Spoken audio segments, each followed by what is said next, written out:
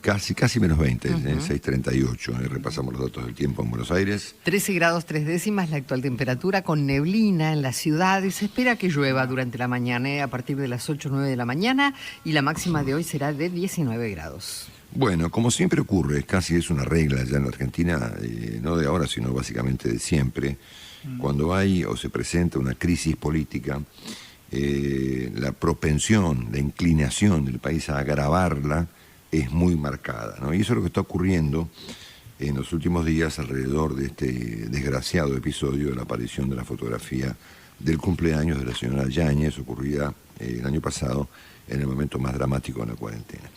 Entonces yo ayer les comenté en algún momento de la mañana, pues tenía el dato, y se los cuento, no tengo por qué no hacerlo, porque lo había contado nuestro compañero y amigo Tato Yang, de que había dando vueltas más imágenes o más videos correspondientes a esa inapropiada conmemoración, ¿no es cierto?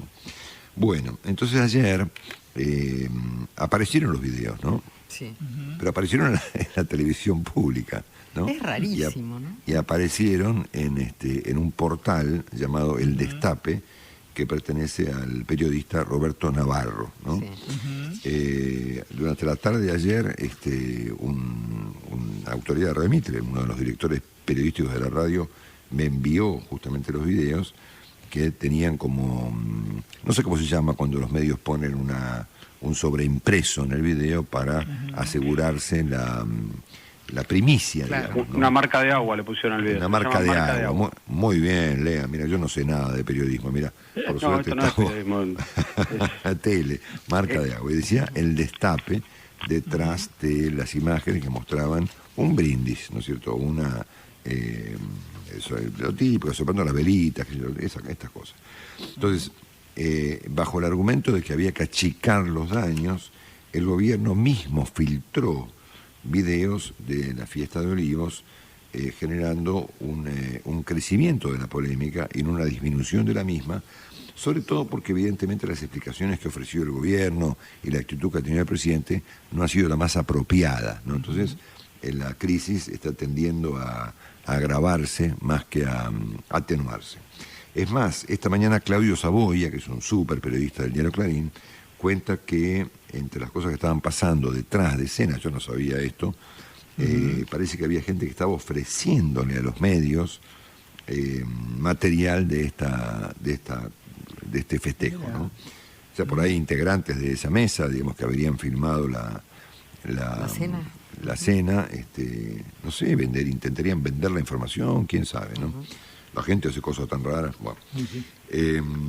Por lo tanto, se han revelado más detalles de esta historia de la fiesta, bajo el argumento del propio gobierno y difundidos por la televisión pública, de que de esta manera se evita o se evitaría, digamos, que otros medios considerados enemigos por el gobierno filtraran información y curarse en salud de esta manera y acelerar la situación y a otra cosa, ¿no es cierto?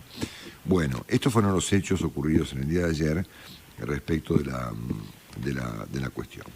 Ahora bien, es muy interesante detenerse unos minutos en las cosas que el presidente Fernández y la señora de Kirchner dijeron ayer en un acto en el que volvieron a participar de manera conjunta, que es algo que yo no haría más, me parece, ¿no? Porque claro, me parece que esto más bien viene a complicar el cuadro, ¿no?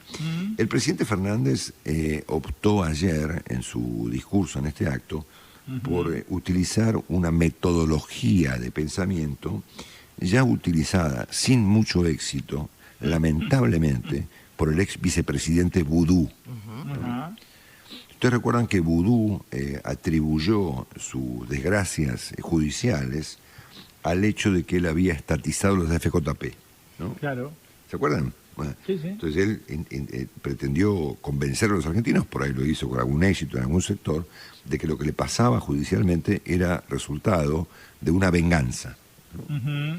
Y que el sistema, el poder, los medios, se habían vengado de él por un acto de coraje, de valentía y de corrección de la economía argentina, como fue justamente estatizar las FJP. Recuerden ese argumento, ¿no es cierto? Sí. El presidente encontró un argumento similar ayer para justificar esta tan horrible situación, argumentando que los que están enojados, dijo el presidente, es porque declaré servicio público a Internet. Mirá. El cable. Ellos están enojados y siempre encuentran un juez amigo que les da la razón, y disparó, como viste la palabra, hoy en día los medios usan un lenguaje completamente bélico para describir los acontecimientos políticos. Entonces el presidente disparó esta idea según la crónica que presentó anoche en el portal el diario La Nación, ¿no es cierto? Lo interesante del caso de Internet es que voy a leerles en un ratito lo que está haciendo Cuba al respecto, que suena bastante parecido a esto, ¿no? Ayer fue justamente nuestro amigo Marcos Álvarez el que tuvo la gentileza de enviarme información publicada por el famosísimo histórico diario Granma respecto de lo que está haciendo Cuba al respecto, que parece que suena bastante parecido, ¿no es cierto?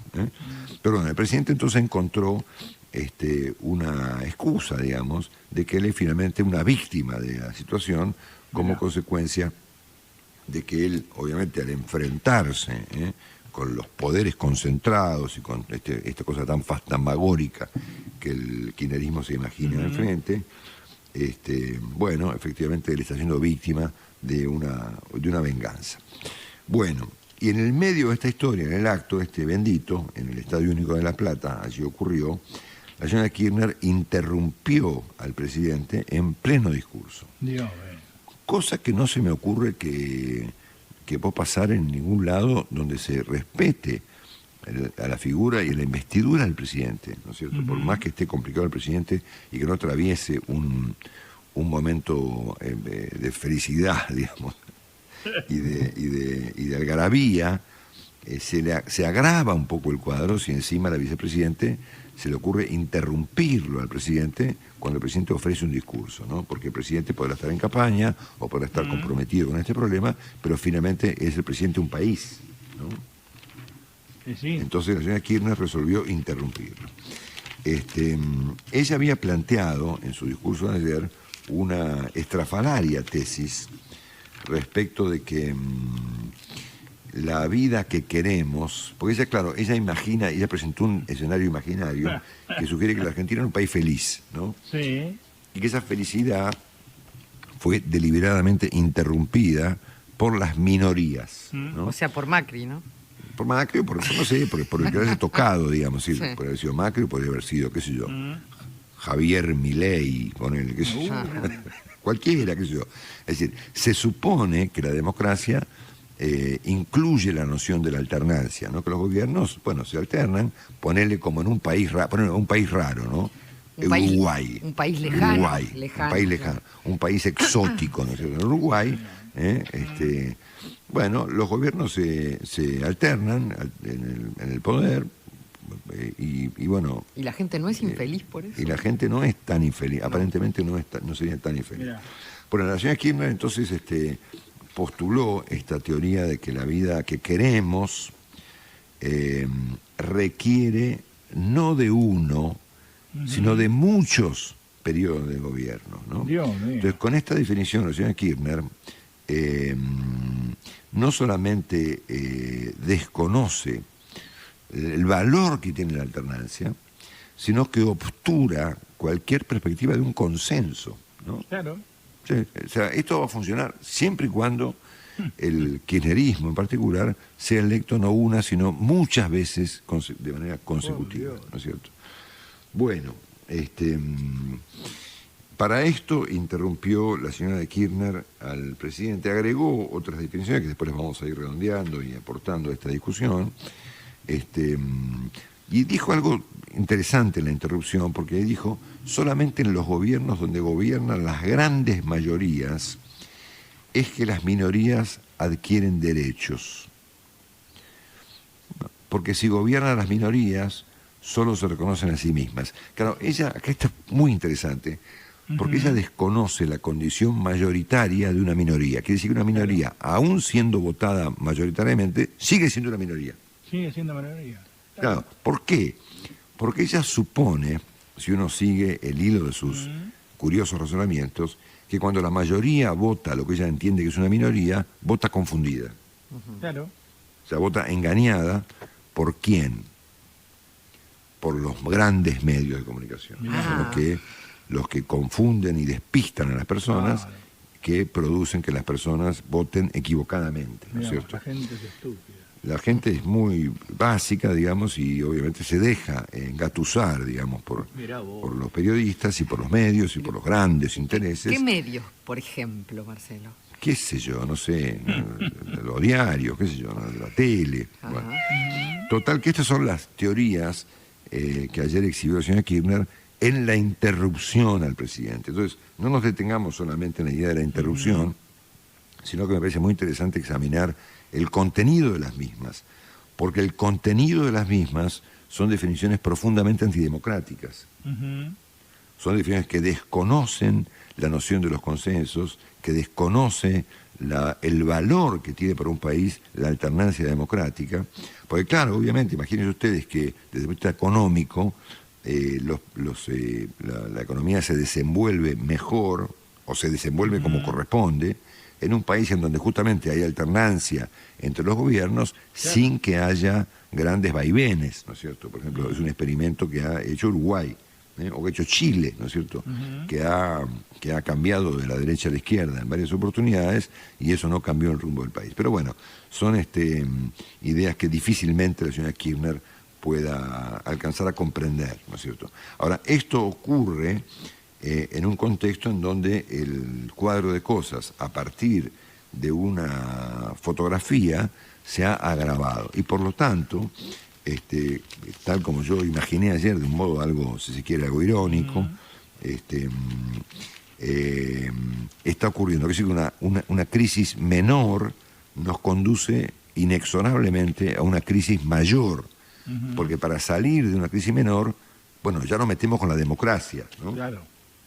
Bueno, dicho esto, les hago un brevísimo repaso de la agenda económica. No los quiero aburrir con estas teorías. Vos nunca nos aburrís, Marco. No, nunca sí, aburrimos. no estoy aburriendo. Bueno, hay temas que después deberá enfrentar el señor Cohen. La producción industrial del mes de julio, con datos preliminares conocidos ayer, ofrecidos por el Ministerio de Desarrollo Productivo, luego de que el ministro Culfas haya hecho una exaltación pública respecto del crecimiento brutal de la industria, bueno, cayó 3,9, ¿no es cierto? Y al mismo tiempo subió el consumo. Son datos que después veremos cómo se combinan uno con el otro, ¿no? Ayer, obviamente, fue muy activo el gobierno tomando pesos del mercado, lo vamos a ver después con Willy. No hubo alteraciones ayer en el mercado cambiario, pero tal como Willy anticipó ayer, que es un comentario muy piola sobre el asunto, desde diciembre de 2019 a la fecha, la deuda pública en dólares aumentó 21.000 millones. Bueno, quien dijo ayer algo obviamente muy apropiado fue el empresario Eduardo Constantini, que dijo, che, tenemos una Argentina descarrilada y somos un país sin rumbo. Obviamente que la frase está dicha por mucha gente, no es ninguna novedad, pero dicha por un tipo de la seriedad de Constantini, adquiere una cierta relevancia. Bueno, esperen que se me cayeron los papeles. Bueno, ayer hemos tenido incendios en la provincia de Córdoba, que están ahí en la zona de Caramuchita, con bueno, está pasando en muchos lugares del mundo, ¿no? Que hay incendios brutales. Mucha gente conecta esto con el cambio climático. Lo ocurrió en Europa de manera brutal, en Grecia, en Francia, en Estados Unidos, en California. Bueno, ahora en la provincia de Córdoba, ¿no? Ha habido incendios importantes, con 80 casas que se han perdido en un lugar llamado Potrero de Garay, así que ojalá esta situación se pueda atenuar rápidamente. Ayer se conoció por alguna razón cuánto queda de los famosos, pasó mucho tiempo ya, ¿no? Ajá. ¿Cuánto queda de los famosos 9.000 millones de dólares que el gobierno del entonces presidente Menem le giró a la provincia de Santa Cruz en condición en concepto de regalías petroleras? De aquellos ¿Cuánto? 600 millones, de aquellos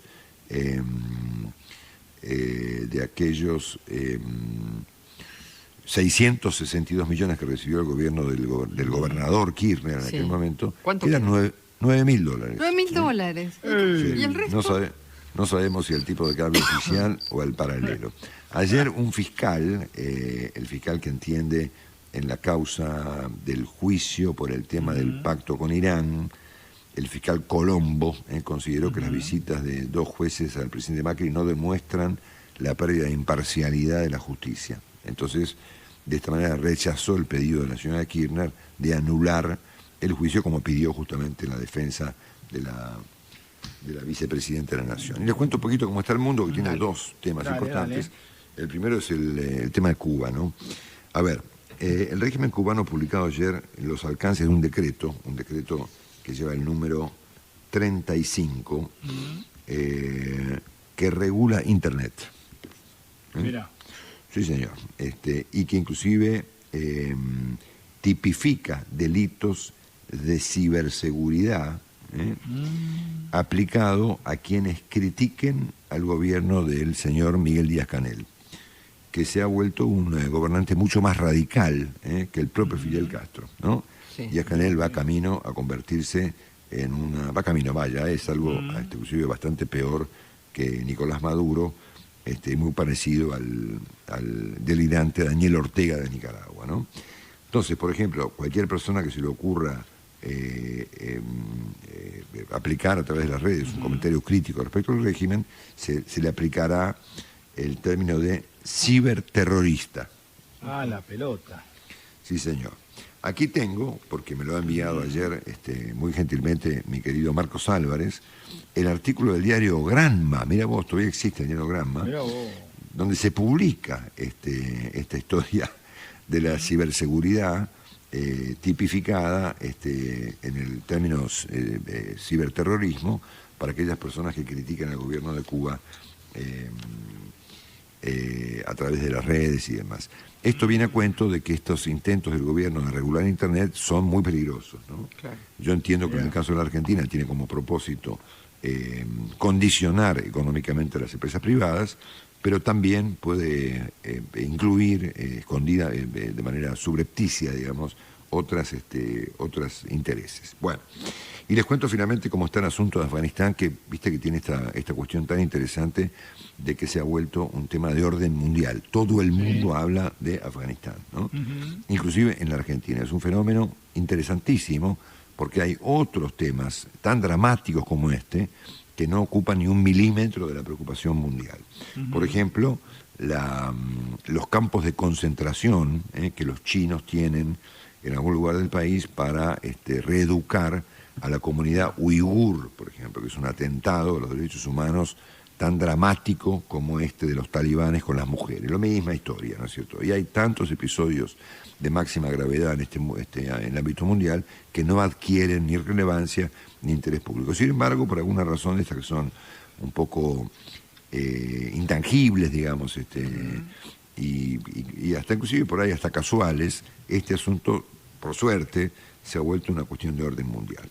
Esta mañana opina un experto que se llama Roberto Saviano, un experto, esto lo publica La Nación, en criminalidad mundial. Y el tipo lo que dice es que los talibanes, junto con algunos países sudamericanos, son los narcos más poderosos del mundo. Esto lo digo para poner el tema en contexto, ¿no es cierto? Es decir, el régimen talibán e incluso parte del régimen saliente de Afganistán son narcoestados, ¿no es cierto? Sí, sí. Como ocurre, obviamente, por ejemplo, hoy en día con Venezuela. La prensa rusa informó, y esto se ha vuelto, yo no sé qué credibilidad puede tener esto, pero se los cuento porque es parte del debate mundial alrededor del tema de Afganistán, es que el presidente saliente, el señor Ghani, se escribe Ghani, Ashraf Ghani, se habría fugado yo algo sugerí ayer, pero hoy está ya publicado en los diarios, así que voy a ser más preciso, con 4 autos, un helicóptero y un montón de bolsos de dinero, al mejor estilo del señor López, Ay, ¿te pero acordás? con mucho más dinero, ¿no es cierto? Y ayer se supo dónde está el tipo. Viste que yo ayer dije, che, no sabemos dónde está. Bueno, está en los Emiratos Árabes, ¿no? Ajá. Y desde ahí ofreció una conferencia de prensa anunciando que él estaba dispuesto a volver a Afganistán. Mirá. ¿No es cierto? Dios mío. No sé para qué. Bueno, también habló ayer el presidente Biden, que ha quedado sometido a un dramático debate alrededor de esta historia, porque él dijo ayer, bueno, que no había forma de irse de Afganistán sin un caos, ¿no? Claro, y acá Biden debe haber tenido opciones muy complejas, porque el acuerdo con los talibanes había sido celebrado y con los afganos por el presidente Trump, ¿no? Que había firmado un acuerdo con una fecha de retiro de las tropas norteamericanas que justamente estaban en Afganistán para evitar la vuelta de los talibanes, ¿no? Y de repente Estados Unidos anunció la retirada, luego de unos años de fracaso. Mucha gente comparó esto con Vietnam, ¿no? Y él afirmó que, bueno, que no había forma de salir sin un caos y que había que salir de Afganistán porque no quería recibir cadáveres norteamericanos envueltos en banderas y estas cosas que suelen ocurrir con los presidentes que son criticados por irse o por quedarse, ¿no es cierto? Pero bueno, en cualquier caso, mucha gente sostiene que Biden ha abandonado a los aliados norteamericanos que durante 20 años protegieron a las mujeres afganas particularmente para que no sean lapidadas, mutiladas o asesinadas. Hay un dramático debate en Estados Unidos sobre este asunto. Ayer los talibanes, que son ayer han formado un consejo, ¿no es cierto? Una suerte de consejo. Hay un vocero ahora que anuncia cosas, y este tipo ha anunciado que va a haber un líder supremo que va a tener un consejo asesor o algo por el estilo para gobernar lo ingobernable de este cuadro de cosas. Ayer ha habido ya represión a algunas protestas. Yo conté una temprano, que fue la que luego fue parte de la información mundial durante todo el día. Un grupo de talibanes en una ciudad llamada Jalalabad intentó izar una bandera de una suerte de este nuevo formato de Estado islámico, digamos, radicalizado, y las personas del lugar intentaron evitar el cambio de la bandera y eso produjo protestas, tiros, y este tipo de cosas, ¿no? Y al mismo tiempo ya comenzaron a, como siempre ocurre, a decapitar estatuas, y viste que siempre se empieza decapitando estatuas y después se termina decapitando personas, ¿no es cierto? Bueno, los talibanes ya habían tenido un ensañamiento con las estatuas cuando fueron gobiernos hace 20 años, y ahora han completado la tarea, terminando de decapitar las estatuas que aún conservaban en su lugar la cabeza, ¿no es cierto? Ahora, Estados Unidos mantiene el control sobre el aeropuerto de la ciudad de Kabul, ¿no? O sea que esto se supone que ocurre para permitir que las personas que tratan de huir del régimen talibán puedan hacerlo. Pero anoche denunciaron que los talibanes impiden el acceso al aeropuerto. O sea que hay un cerco sobre el aeropuerto norteamericano, pero un cerco externo a ese cerco de los talibanes, que impide que las personas lleguen al aeropuerto para poder irse, ¿no? Particularmente las mujeres, que son las principales víctimas de estos tipos, porque la vida de las mujeres para los talibanes debe estar limitada a la limpieza, ¿no es cierto? Y claro, durante estos años, y es un dato muy importante que puede derivar en situaciones complejas, muchas mujeres han inclusive nacido y crecido en Afganistán ejerciendo sus derechos. Por ejemplo, el derecho de salir al balcón, o de vestirse con un pantalón, o de trabajar en un hospital, o ir a la facultad o al colegio primario. Entonces, claro, obviamente los tipos han dicho que han vuelto mejores y que van a permitir, obviamente, que las mujeres puedan tener una vida relativamente normal, pero por supuesto nadie les cree, ¿no? Eso de volvieron mejores me recuerda. Sí, por algo que no supuesto. pasó. Por supuesto. Bueno. Así que bueno, este es el estado, esto es un resumen, por supuesto, de esta cosa muy delicado, ¿no? Que tiene, obviamente, para terminar, finalmente terminé hablando de más, tiene como trasfondo la preocupación occidental, y sobre todo en los gobiernos europeos, de que la retirada de Estados Unidos de Afganistán esté comenzando a engendrar nuevos grupos terroristas, ¿no es cierto? Y que esto se traduzca en el futuro en las Torres Gemelas, ¿no es cierto? Así que bueno, por donde se lo mire, la crisis de Afganistán, desde el punto de vista estratégico, desde el punto de vista humanitario, etcétera, tiene alternativas interesantísimas para discutir. Bueno, dicho esto, estamos ya dando por finalizado el resumen de este día jueves 19 de agosto del año 2021. La temperatura aquí en la ciudad de Buenos Aires. 13 grados 3 décimas, con neblina, y se esperan 19 de máxima, con un pronóstico de lluvia para la mañana. Muchísimo.